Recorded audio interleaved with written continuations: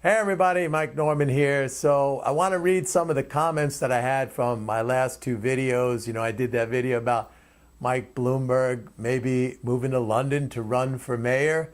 And then also before that, I did the video about the jobs report from last week. So I'm going to start off with some of the comments. I'm going to start off first with the Mike Bloomberg video that I did and the comments on that one. So here we go. I'm going to read them. I have them here on a piece of paper. All right. So the first one we have is from Barnacles, who writes, "We already have enough oligarchs in London. Thanks all the same." And Barnacles, he's actually right about that. I mean, London is well known as a spot for oligarchs. I could see his point. I mean, maybe you don't want another one over there, although Mike Bloomberg seems to be well liked in the UK, so you never know. Here's a comment from Shitty Pete. Shitty Pete, I love your moniker there. "Ironically, the current mayor of London, Boris Face, is a U.S. citizen."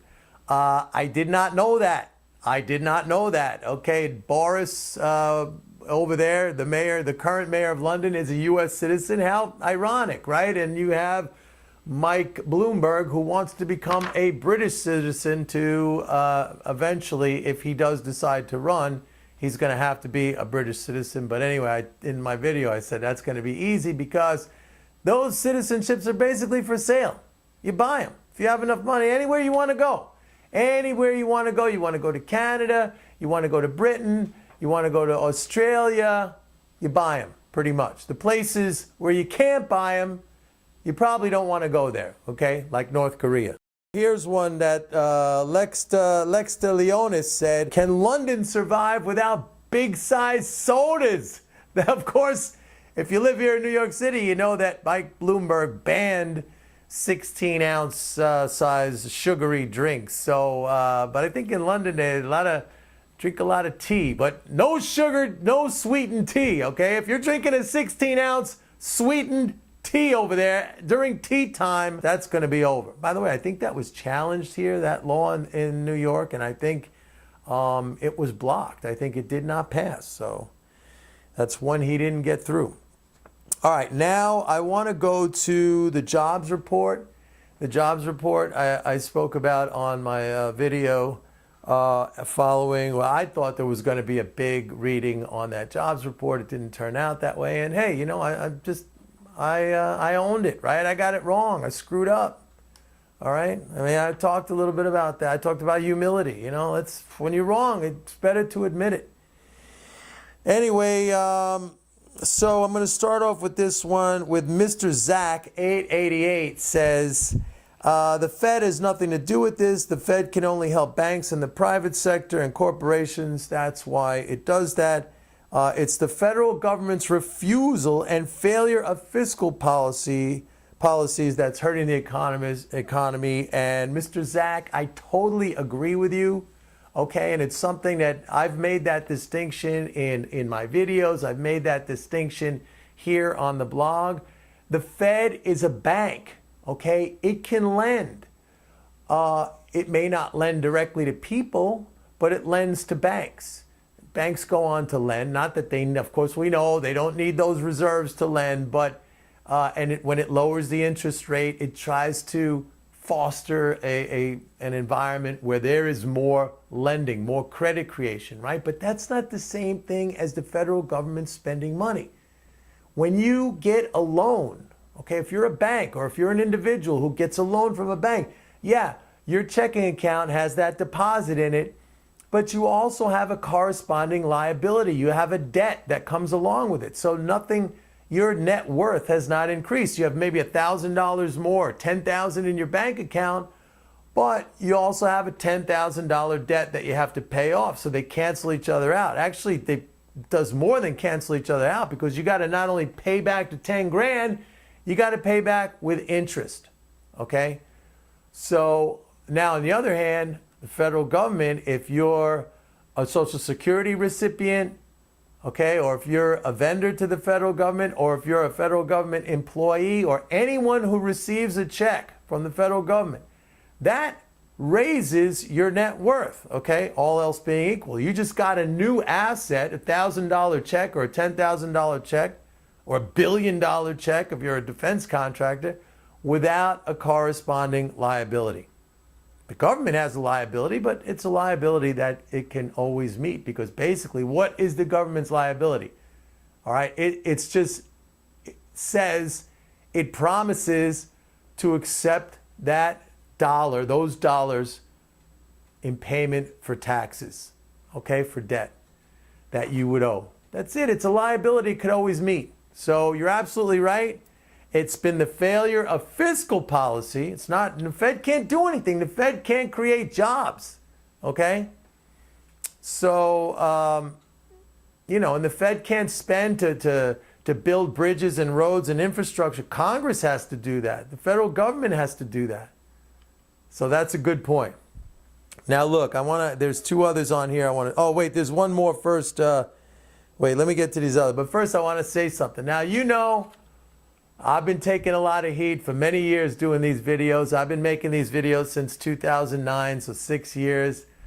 Read the comments on those older videos, okay? There's some really nasty, horrible, vulgar, disgusting comments. So maybe for every one like that I got, or every positive comment, there was maybe 50 or 100, or who knows, maybe 500 negative, nasty comments. I've had that for years. Now, I kept on doing it. That stuff doesn't bother me. I could take the heat, all right? Is it nice?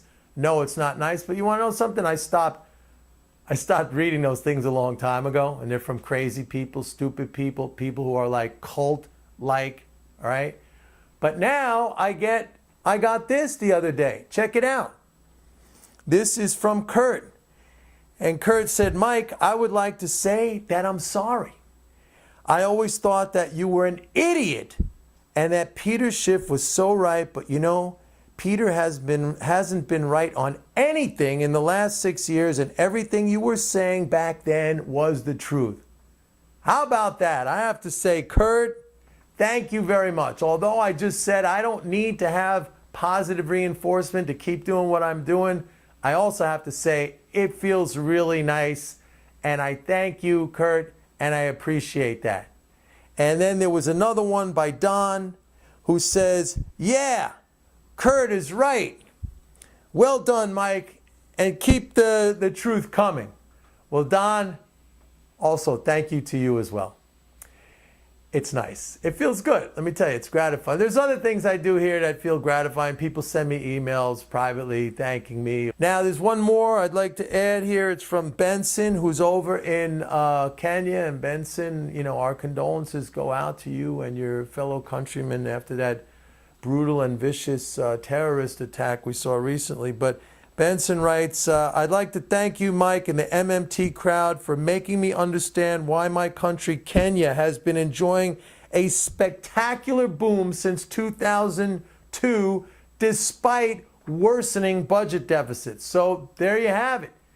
The deficit in Kenya has been going up. It didn't lead to a recession. It didn't even lead to a slowdown in economic growth. He calls it a boom, right? Which is contrary to what all these so-called very serious people would have us believe. Now, which leads me to say in closing that, there has to be a reason behind all this kind of misguided belief.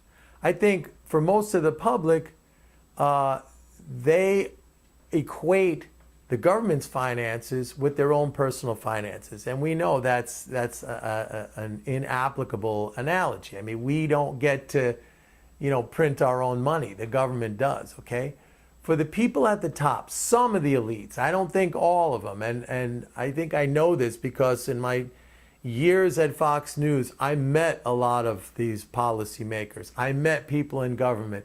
I met people from the Fed. I met David Stockman. I have that very detailed account of my meeting with him at Fox News, how he completely contradicted himself.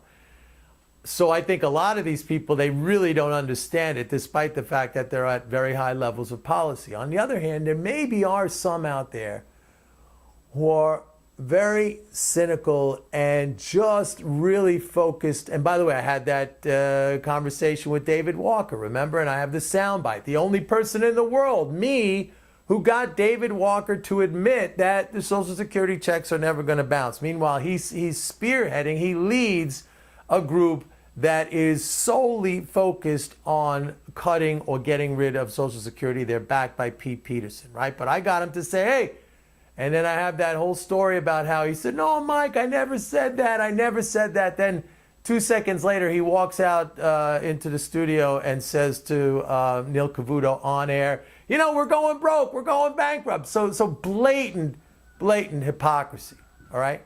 So there are some, I think there are some out there who are just cynical and manipulative, and they have their agenda, and they want to push this, this belief system because it helps them. It helps them get more power. It helps them get more wealth. It forces the public to be put in a position, and when I mean the public, I mean us. I also mean like local governments and municipalities, you know, under financial strain, forced to sell assets at fire sale prices. So these people, they come in and they scoop them up and they own them. And the things that we built and the things that we paid for 10 times over, 50 times over, 100 times over, we're now being forced to pay for these things that we used to own. Now they own it, but it was forced selling so that they can have it, and their wealth and their influence and their power just keeps going up, up, and we just get strip mined, all right? Everything taken away and turned into serfs, all right? How's that for a rosy picture, folks? All right, everybody. See you next time. Keep the comments coming. This is Mike Norman. Take care. Bye-bye.